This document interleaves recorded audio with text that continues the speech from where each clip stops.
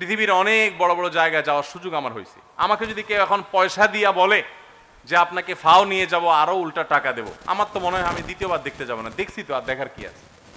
কিন্তু বাইতুল্লাহ, Mecca Medina, মসজিদে হারামে, মসজিদে নববীতে বারবার যাওয়ার পরও মানুষের তৃষ্ণা আরো বেড়ে যায়। ইব্রাহিম আলাইহিস সালামের দোয়া আল্লাহ কবুল করেছেন। তিনি 4500 বছর আগে দোয়া করে গেছেন যে আল্লাহ, এই মক্কার প্রতি মানুষের প্রাণ যেন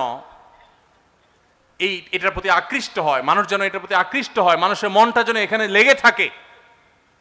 সেই দোয়া আল্লাহ তাআলা কবুল করেছেন। তো আমরা দোয়া করি আল্লাহ তাআলা সবাইকে বারবার বাইতুল্লাহ যাওয়ার তৌফিক দান করুন। আরেকটা বই হলো রাসূলুল্লাহ সাল্লাল্লাহু আলাইহি ওয়াসাল্লামের সকাল সন্ধ্যার দোয়া ও জিকির। আমল করবেন, মুখস্থ করবেন ইনশাআল্লাহ। জাযাকুমুল্লাহ খাইর। না, এটা ঠিক করেন নাই, এটা ভুল করছেন। বলে দিই, আপনি যেহেতু করছেন আপনাকে শোনাই দিই, শুনেন। নবী করিম সাল্লাল্লাহু আলাইহি সাল্লাম সালাম দেওয়ার সময় সাহাবীরা জিজ্ঞাসা করছেন, ইয়া রাসূলুল্লাহ,